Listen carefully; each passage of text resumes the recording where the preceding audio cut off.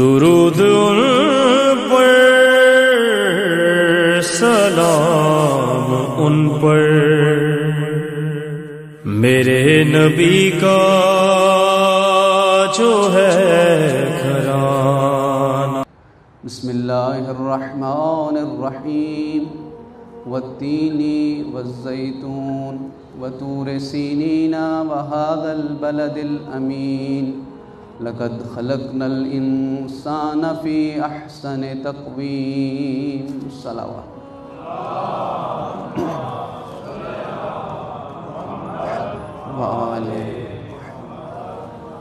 محترم حاضرین مجلس، کریم پروردگار نے قرآن کی شکل میں ہمیں 114 صورتیں عطا فرمائی ہیں۔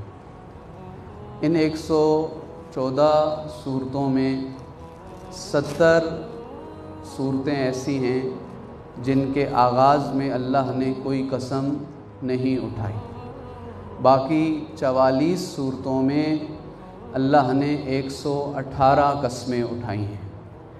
کچھ صورتیں ایسی ہیں جن کا آغاز ایک قسم سے ہوتا ہے، جیسے والعصر۔ کچھ صورتیں ایسی ہیں جن کی آغاز 2 قسموں سے ہوتا ہے، جیسے والضحیٰ۔ کچھ ایسی ہیں جن کا آغاز 3 قسموں سے ہوتا ہے، جیسے والعادیات۔ اور کچھ صورتیں ایسی جن کا آغاز 4 قسموں سے ہوتا ہے، جیسے والتین والزیتون وطور سینین وهذا البلد الامین۔ پھر ایک سورہ ہے جس کا آغاز 5 قسموں سے ہوتا ہے، جیسے سورہ فجر ہے۔ اور پھر ایک سورہ ایسی ہے جس میں خالق کائنات نے 11 قسمیں اٹھائی ہیں۔ تو خالق کائنات کا یہ انداز کہ جب بھی قسم اٹھائی جاتی ہے، قسم کے بعد کوئی نہایت اہم بات ہونی ہوتی ہے جس کی توجہ کے لیے خالق کائنات نے قسمیں اٹھائی ہیں۔ کتنی خوبصورت صورت ہے۔ بسم اللہ الرحمن الرحیم، والتین والزیتون، قسم ہے انجیر کے درخت کی۔ والزیتون، قسم ہے زیتون کی۔ وطور سینین، قسم ہے طور سینا کی۔ اور وهذا البلد الامین، قسم ہے اس شہر مکہ کی۔ اب میں آپ سے سوال کرتا ہوں کہ کروڑوں درخت ہیں، لیکن اللہ نے انجیر کی قسم کیوں اٹھائی؟ والزیتون، کروڑوں، انلیمیٹڈ، جو ہم کاؤنٹ نہیں کر سکتے پلانٹس، اتنے زیادہ ہیں، اللہ نے زیتون کی قسم کیوں اٹھائی؟ تو مفسرین نے لکھا کہ جب حضرت آدم و حوا سے ترک اولا ہوا اور ان کو احساس برہنگی ہوا کہ اب ہمیں لباس کی ضرورت ہے، تو سب سے پہلے جس درخت پر نگاہ انتخاب پڑھی وہ انجیر کا درخت تھا، کہ خالق کائنات نے یہ الہام فرمایا کہ اس انجیر کے پتوں سے اپنے لیے لباس کا اہتمام کرو۔ تو یعنی حضرت آدم کے زمانے میں جب ثقافت بشریت کا آغاز ہو رہا ہے، تو یہ اس درخت کو شرف حاصل ہوا کہ یہ انسان کی ثقافت کا آغاز بنے۔ دوسری قسم خالق کائنات نے اٹھائی والزیتون۔ بھائی بہت سارے اور بھی درخت ہیں، اس کی قسم کیوں اٹھائی؟ تو جب حضرت نوح، جن کو آدم ثانی بھی کہا جاتا ہے، وہ اپنے ساتھیوں کے ہمراہ اس سفینہ نوح پر موجود ہیں اور کافی دن گزر چکے ہیں کہ اب انہیں دور دور تک کوئی خشکی کے آثار نظر نہیں آ رہے، تو ساتھیوں میں مایوسی پھیلنے لگی کہ ہم ساری زندگی اب بس اس کشتی میں سرگرداں رہیں گے یا کبھی خشکی دیکھنا بھی نصیب ہوگا۔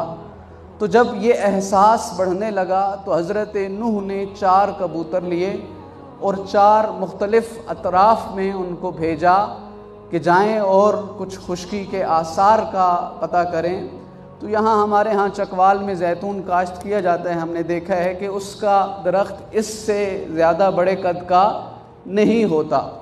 تو جب 4 کبوتروں میں سے ایک کبوتر اپنی چونچ میں زیتون کا پتا لے کے آیا تو پوری کشتی میں خوشی کا احساس، خوشی کی ایک لہر دوڑ پڑی کہ اب پانی اتر رہا ہے اور ہم عنقریب خشکی تک جا پہنچیں گے۔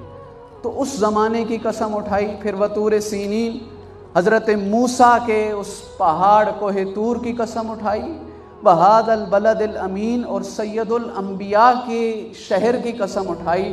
تو ذرا آپ غور سے مقام تفکر میں سوچیں تو اللہ نے عہد آدم کی قسم اٹھائی، عہد نوح کی قسم اٹھائی، عہد موسیٰ کی قسم اٹھائی، عہد سید الانبیاء کی قسم اٹھائی۔ گویا آدم سے لے کے خاتم المرسلین تک 1.25 لاکھ نبیوں کی قسمیں اٹھا کے فرما رہا ہے لَقَدْ خَلَقْنَا الْإِنسَانَ فِي أَحْسَنِ تَقْوِيمٍ۔ اتنا اہم ہے یہ انسان کہ اسے ہم نے احسن تقویم عطا کی۔ یا محترم سامعین، حرف کن ہوں، فرمایا گیا ہوں، یہ انسان اتنا اہم ہے، احسن تقویم، لیکن یہ ایک مفہوم ہے، اس کا مصداق چاہیے۔